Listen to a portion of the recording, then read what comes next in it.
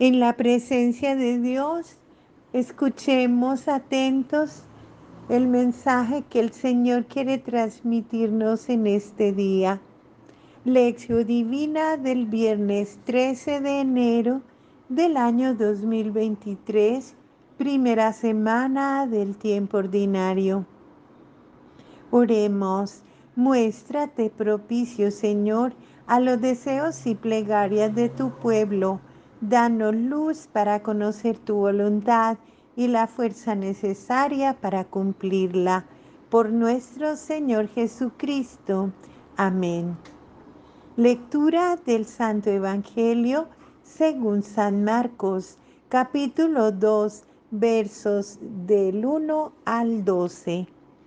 Entró de nuevo en Cafarnaún. Al poco tiempo había corrido la voz de que estaba en casa. Se agolparon tantos que ni siquiera ante la puerta había ya sitio, y él les anunciaba la palabra. Y le vienen a traer a un paralítico llevado entre cuatro. Al no poder presentárselo a causa de la multitud, abrieron el techo encima de donde él estaba, y a través de la abertura que hicieron, descolgaron la camilla donde yacía el paralítico. Viendo Jesús la fe de ellos, dice al paralítico: Hijo, tus pecados te son perdonados. Estaban allí sentados algunos escribas que pensaban en sus corazones: ¿por qué éste habla así? Está blasfemando. ¿Quién puede perdonar pecados sino solo Dios? Pero al instante, conociendo Jesús en su espíritu lo que ellos pensaban en su interior, les dice: ¿por qué pensáis así en vuestros corazones? ¿Qué es más fácil decir al paralítico: tus pecados te son perdonados? O decir: levántate, toma tu camilla y anda. Pues para que sepáis que el Hijo del Hombre tiene en la tierra poder de perdonar pecados, dice al paralítico: a ti te digo, levántate, toma tu camilla y vete a tu casa. Se levantó y al instante, tomando la camilla, salió a la vista de todos, de modo que quedaban todos asombrados y glorificaban a Dios diciendo: jamás vimos cosa parecida. Palabra del Señor. Reflexión. En Marcos 1:15, Marcos nos hace ver cómo hay que preparar y divulgar la buena noticia de Dios. En Marcos 1:16-45 nos ha hecho ver cuál es el objetivo de la buena nueva y cuál es la misión de la comunidad. Ahora, en Marcos 2:1 hasta el 3:6, aparece el efecto del anuncio de la buena nueva. Una comunidad fiel al Evangelio vive valores que contrastan con los intereses de la sociedad que la rodea. Por eso, uno de los efectos del anuncio de la buena nueva es el conflicto con aquellos que defienden los intereses de la sociedad. Marcos habla de 5 conflictos que el anuncio de la buena nueva causa a Jesús.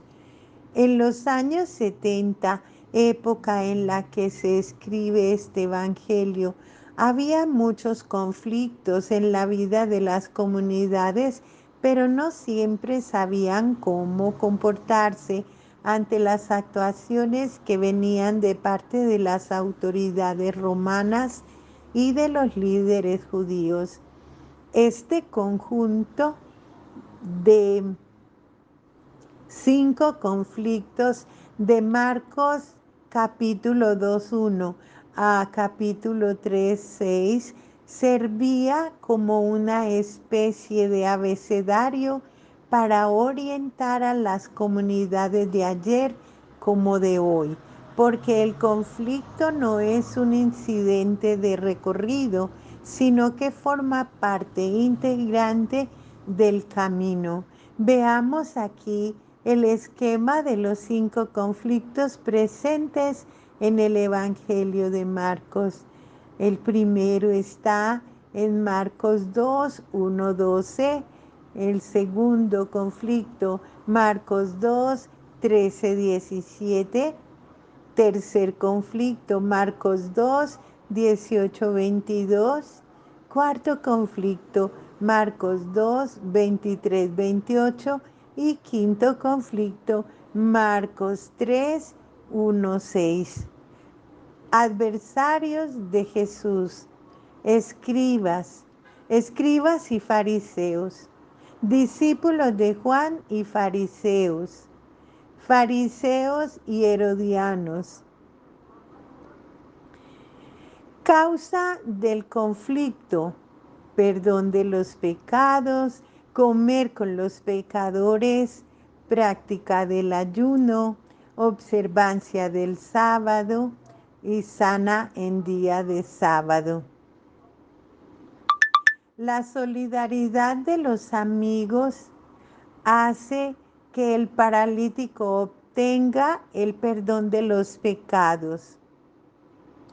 Jesús está de vuelta a Cafarnaún. Se reunió mucha gente ante la puerta de su casa. Acoge a todos y empieza a enseñar. Enseñar, hablar de Dios, era lo que Jesús más hacía.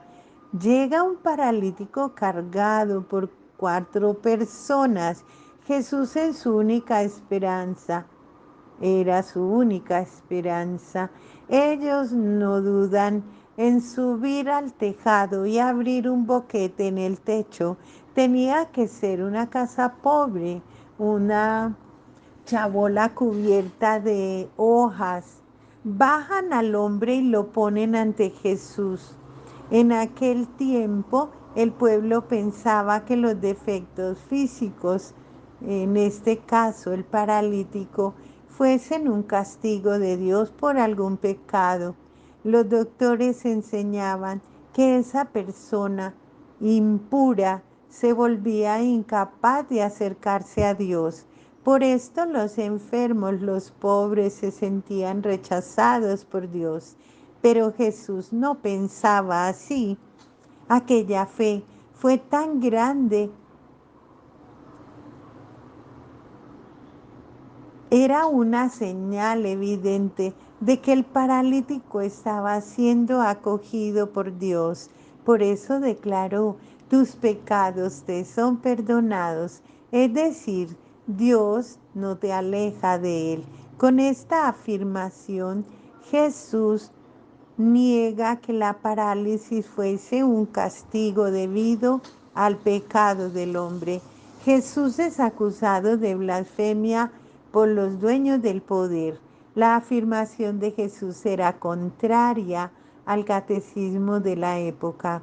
No combinaba con la idea que tenían de Dios. Por eso reaccionan y acusan a Jesús diciendo: este se burla de Dios. Para ellos solo Dios podía perdonar los pecados y solo el sacerdote podía declarar que alguien había sido perdonado y purificado. ¿Cómo es que Jesús, hombre sin estudios, seglar, un sencillo carpintero, podía declarar a las personas perdonadas y purificadas de los pecados?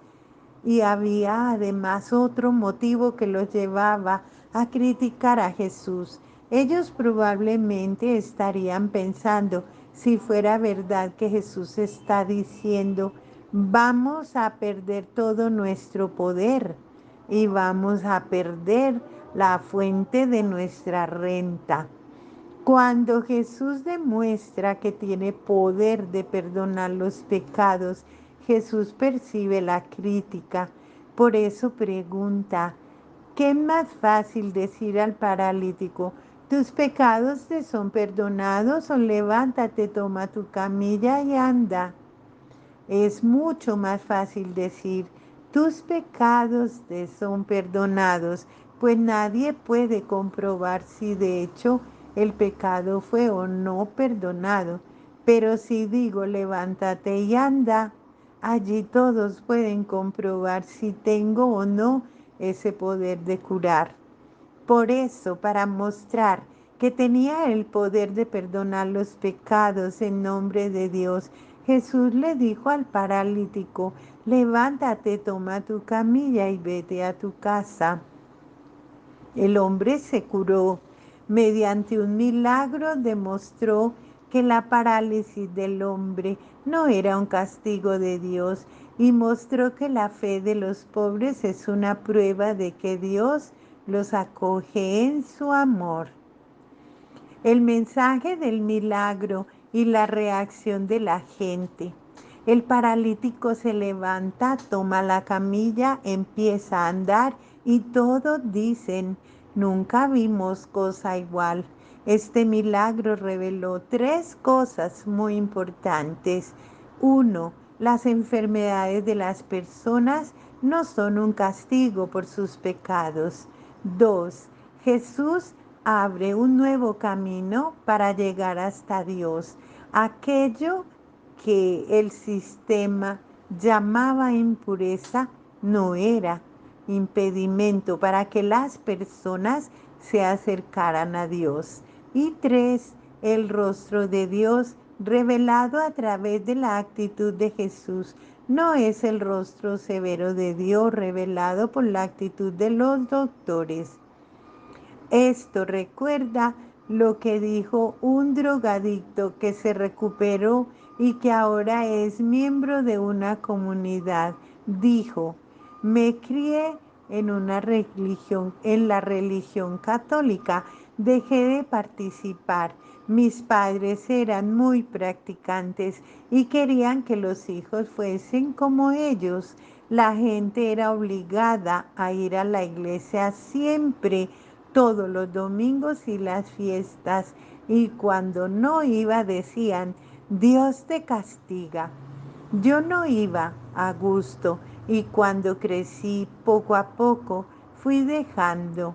El Dios de mis padres no me gustaba, no lograba entender cómo Dios, creador del mundo, se convirtiera en un juez para mí, niño del campo, amenazándome con el castigo y con el infierno. Me gustaba más el Dios de mi tío, que que no iba a la iglesia, pero que todos los días sin falta compraba el doble de pan que necesitaba para darlo a los pobres. Reflexión personal. ¿Te ha gustado el Dios del tío o el Dios de los padres del ex drogadicto?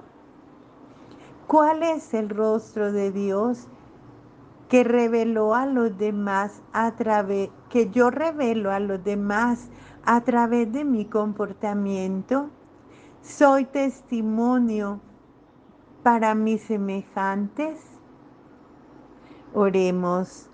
Lo que hemos oído y aprendido, lo que nuestros padres nos contaron, no lo callaremos a sus hijos, a la otra generación, lo contaremos.